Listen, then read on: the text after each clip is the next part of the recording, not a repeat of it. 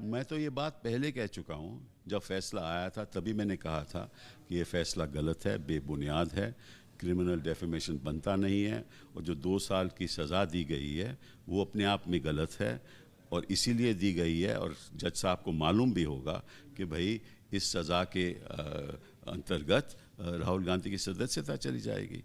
तो ऐसा फैसला क्यों? मैं तो समझता हूँ कि क्रिमिनल डेफेमेशन होना ही नहीं चाहिए, तभी भी बात कही थी।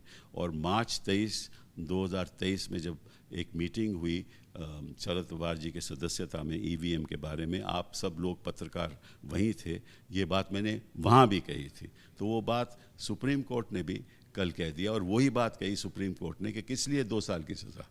आपको मालूम है कि उसकी सदस्यता चली जाएगी, और आपको ये भी मालूम है सदस्यता चले जाने के बाद जहाँ वायनाड जो कंस्टिट्यूएंसी, उसका कोई रिप्रेजेंटेटिव नहीं होगा पार्लियामेंट में। तो ये लोग क्या करते हैं, स्पीच होती है कर्नाटका में, याचिका डालते हैं गुजरात में, और हर बात में ये कोर्ट के द्वारा प्रयास करते हैं कि इनको कोई राजनीतिक फ़ायदा हो जाए। तो इलीगल काम करेंगे, गलत काम करेंगे, फिर कोर्ट में जाना पड़ेगा, कोर्ट फैसले नहीं देती, कई साल लग जाते हैं, और कई ऐसे ऐसे बड़े मुद्दे हैं देश की भविष्य के बारे में जो कोर्ट ले ही नहीं रही, कई साल बीत जाते हैं। तो कोर्ट्स को ये अब सेंसिटिव होना पड़ेगा कि ये जो कोर्ट का दुरुपयोग हो रहा है याचिका ऐसी डाल के, और राजनीतिक फ़ायदा का प्रयास हो रहा है, ऐसा नहीं होना चाहिए। और मैं समझता हूँ कि क्रिमिनल डेफिनेशन लॉ ख़त्म होना चाहिए, और सिविल डेफेमेशन में आप जो भी डैमेजेस देना चाहते हो आप दीजिए, लेकिन किसी को जेल में भेजने का तो कोई मतलब नहीं है ना।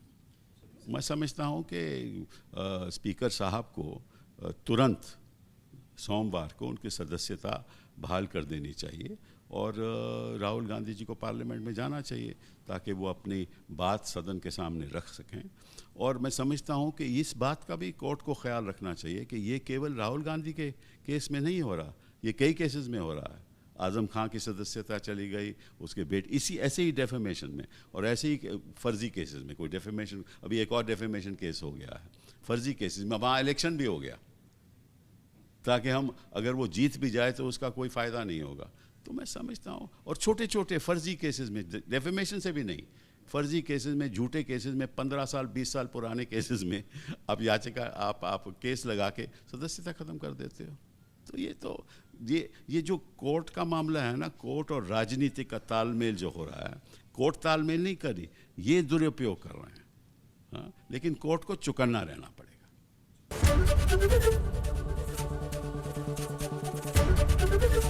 एबीपी गंगा, खबर आपकी, जुबान आपकी।